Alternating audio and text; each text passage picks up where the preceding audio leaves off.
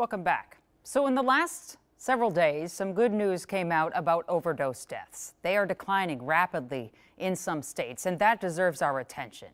But what needs our attention as well is that there are not zero deaths. That news remains grim.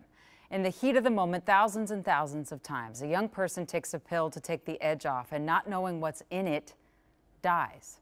That's what happened to a young man named Adam, and his parents in Golden Valley are doing all they can to keep other parents and families from facing the future they face.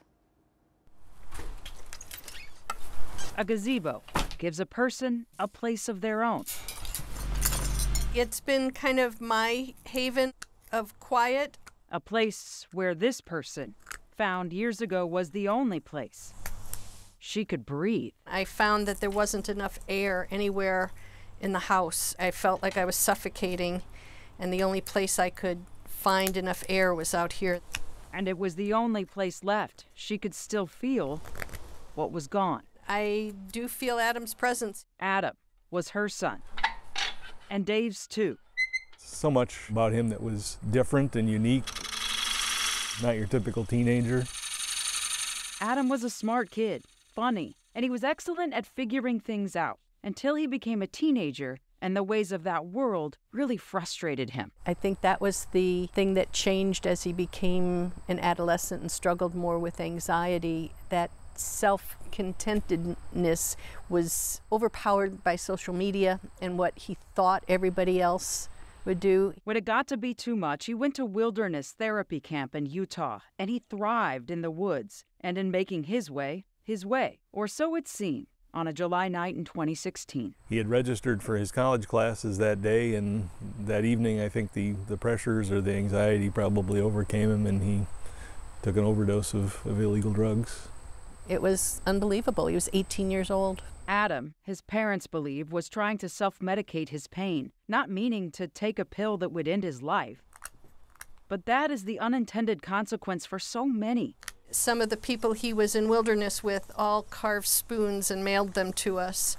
The first days, weeks, period of time after Adam died was such an intense period of grief.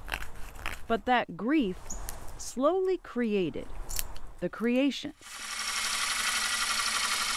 He would understand and appreciate what we're doing. Every day for hours. Every week, Dave and Rhoda take the most underappreciated of wood and make it beautiful. Most woodworkers wouldn't touch the stuff. Buckthorn is resilient and it regenerates. It kind of represents those who struggle with mental health. They're resilient, and there's beauty beyond the surface if you look for it. They make carvings, vases, menorah, bowls, and everything in between. The work is called Art of the Heart, and it's sold for a profit they see not one bit of. By selling it, we can generate money to give away to causes that are important to us.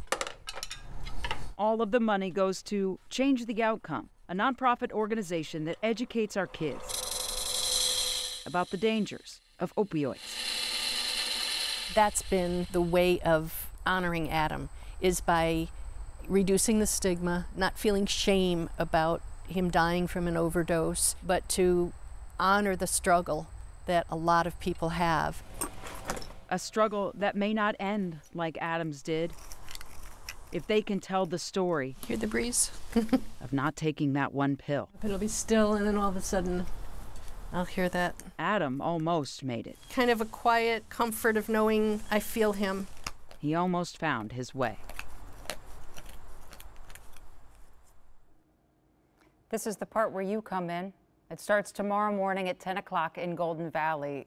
Rhoda and Dave are having their only once-a-year sale at their house in their driveway from 10 in the morning till 3 in the afternoon. You can buy all of the things you saw and then some.